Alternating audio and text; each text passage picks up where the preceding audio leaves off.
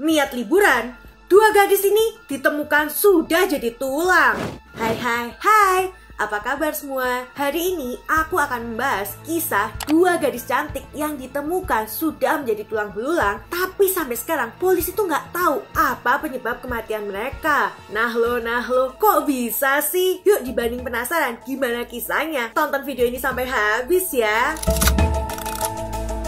Chris Kremers dan Lisanne Frost besar di Amersfoort, Utrecht di Belanda. Keduanya memutuskan berlibur selama 6 minggu di Panama untuk belajar bahasa Spanyol dan melakukan kegiatan sosial. Sayangnya, mereka tidak tahu bahwa hadiah wisuda yang mereka siapkan adalah hadiah terakhir sebelum kematian mereka. Hari itu, pada tanggal 15 Maret 2014, Kremers dan Frost berangkat dari Bandara Amsterdam menuju Costa Rica. Dari sana, mereka baru melanjutkan perjalanan menuju Bocas del Toro di Panama. Selama di sana, mereka tuh menikmati waktu dengan bersenang-senang di pantai, belajar bahasa Spanyol, mencoba aneka kuliner lokal, dan berkenalan dengan pria. Lalu, pada tanggal 29 Maret 2014, keduanya memutuskan pindah ke Baguette Chiriquí dan tinggal di rumah warga setempat sambil melakukan kegiatan sosial mengajar anak-anak di daerah tersebut. Nah, beberapa hari kemudian, pada tanggal 1 April 2014, Kremers dan Frost memutuskan untuk mendaki Gunung Vulkan baru melalui jalur El Pianista. Nah, jalur El Pianista sendiri membentang dari negara bagian Chiriquí hingga provinsi Bocas del Toro. Namun jalur ini bukanlah jalan yang mudah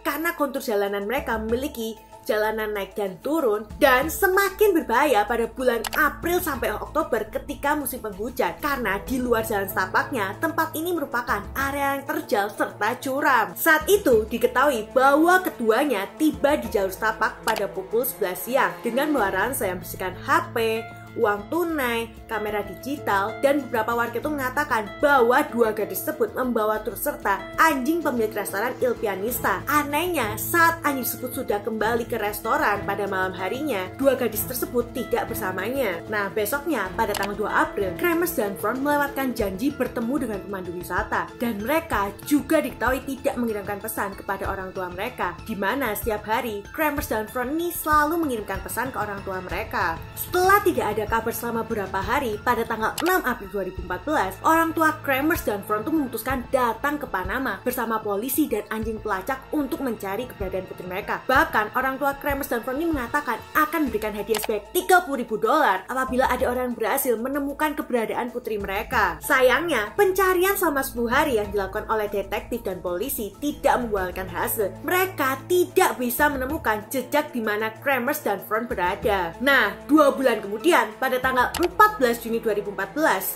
seorang wanita menemukan tas ransel berwarna biru yang ditemukan di dekat Sungai Culebra di dekat desa Alta Romero. Ternyata tas tersebut adalah milik Lisanne Frost dan di dalamnya terdapat HP, kamera digital, paspor, botol minum, bra, dan uang tunai sebanyak $83. Di hari yang sama, warga juga menemukan celana jeans milik Chris Kremers. Anehnya, celana jeans tersebut ditemukan di atas batu di antara dua sungai yang mengalir deras. Namun posisinya sudah terlipat rapi dan resletingnya dalam posisi tertutup. Dari penemuan tersebut, polisi itu awalnya berasumsi bahwa benda-benda tersebut hanyut terbawa aliran sungai. Tapi asumsi ini cukup aneh nggak sih? Masa iya kalau hanyut celananya tuh ditemukan di atas batu dengan posisi terlipat rapi? Itu kayak sengaja ada yang naruh nggak sih? Oke, lanjut lagi ya. Pada akhirnya, pihak berwajib tuh memutuskan bahwa ada kemungkinan benda-benda tersebut tuh bukan hanyut, melainkan sengaja diletakkan di sana. Hal ini tuh berdasarkan bukti yang didapat seperti celana terlipat rapi dan tas ransel ditemukan dalam kondisi kering dan tidak rusak. Padahal nih, keadaan di hutan di sana tuh sedang sering hujan deras dan mereka tuh kan sudah diletakkan di hutan selama berminggu-minggu ya. Jadi kan kayak banget ya kalau misalnya benda-benda tersebut ditemukan dalam keadaan bersih dan tidak rusak sama sekali. Lalu, dari hasil penyelidikan diketahui bahwa di tas milik Lisanne Frost mereka tuh menemukan banyak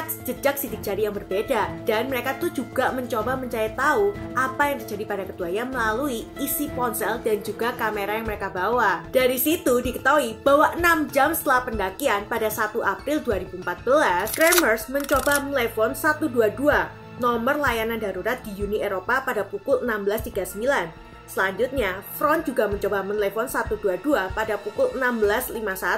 Lalu, Frost kembali menelepon 122 dan 911 pada tanggal 2 April pada pukul 6.58, 10.52, dan 13.10. Begitupun dengan Kremers. pada hari yang sama pada pukul 8.14, dia mencoba menelepon 122. Namun sayangnya, panggilan mereka tidak ada satupun yang tersambung karena kurangnya sinyal di daerah tersebut.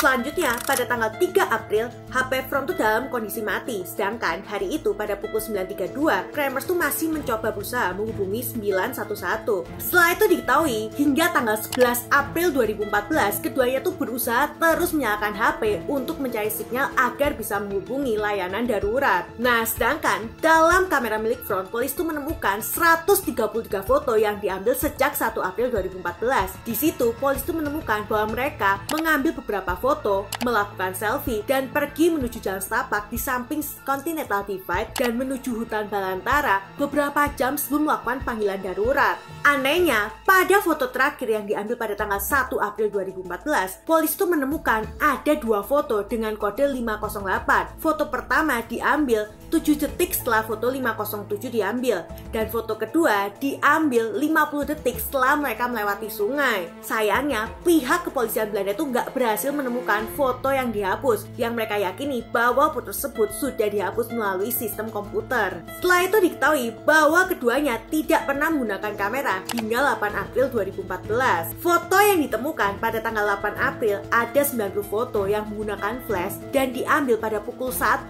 hingga 4 dini hari. Semua foto tersebut diambil dalam keadaan gelap dan beberapa ketika hujan turun, dan foto-foto tersebut diambil dalam jeda waktu beberapa detik dan beberapa lainnya memiliki jeda hingga 15 menit. Awalnya, polisi menduga bahwa foto-foto yang menggunakan flash digunakan untuk menakuti hewan liar atau memberikan sinyal. Tapi saat diselidiki lebih jauh, ternyata foto-foto tersebut diambil di bawah dedaunan, bukan di tempat terbuka di mana mereka tuh bisa menarik perhatian. Setelah itu, polisi juga menemukan sebuah foto close up yang menunjukkan gambar bahwa kepala kanan di area pelipis Chris Kremers mengalami luka dan sebagian rambutnya itu berdarah. Hal ini membuat polisi itu menduga bahwa Front terpaksa meninggalkan sahabatnya untuk mencari bantuan. Karena setelah itu, foto membidik gambar jurang, ngarai, dan jembatan kabel. Selanjutnya, pada tanggal 19 Juni 2014, pemandu lokal dan 6 orang asli Ngobe menemukan celana jeans, sisa-sisa tulang, dan 2 sepatu berbeda di sepanjang sungai Rio Culebra. Selain itu, mereka juga menemukan sisa-sisa tulang di belakang pohon di sekitar Alto Romero yang jauh dari sungai. Dari hasil DNA, dikonfirmasi bahwa tulang telapak kaki yang tertinggal dalam sepatu boot Wildebeest adalah kaki kiri milik Lisanne Front. Saat ditemukan, kondisi tulang tersebut